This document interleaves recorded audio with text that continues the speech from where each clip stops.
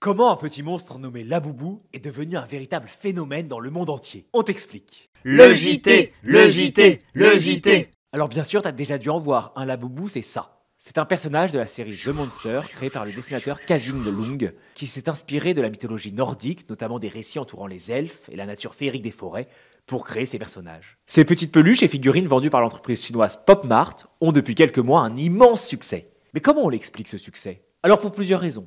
Tout d'abord, le principe de la boîte mystère. La plupart des ventes de Laboubou se fait par des boîtes mystères.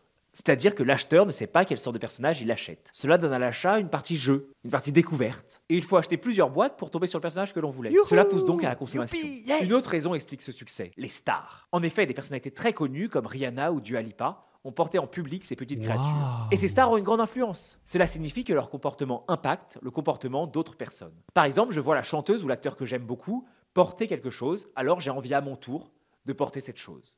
Enfin, leur succès est aussi lié à un principe économique qu'on appelle le principe du rouge à lèvres. C'est un drôle de nom pour une théorie assez simple qui dit que les consommateurs, en temps de crise économique, sont plus disposés à acheter des produits de luxe moins coûteux. En gros, si je prends un exemple, quand tout va bien, les gens achètent des sacs à main. Et quand ça va moins bien, les gens n'ont plus assez d'argent pour les sacs. Donc ils achètent un autre produit, moins cher que les sacs. Par exemple des rouges à lèvres. Ou des Laboubou.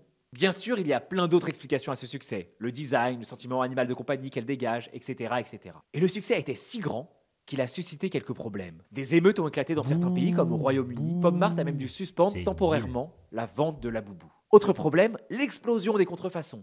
On appelle une contrefaçon une copie d'un objet initial. Ces objets sont de mauvaise qualité, avec des pièces qui se détachent ou des produits toxiques. Et ces petits monstres peuvent alors devenir réellement dangereux. Sur ce, je vous laisse, et à la semaine prochaine.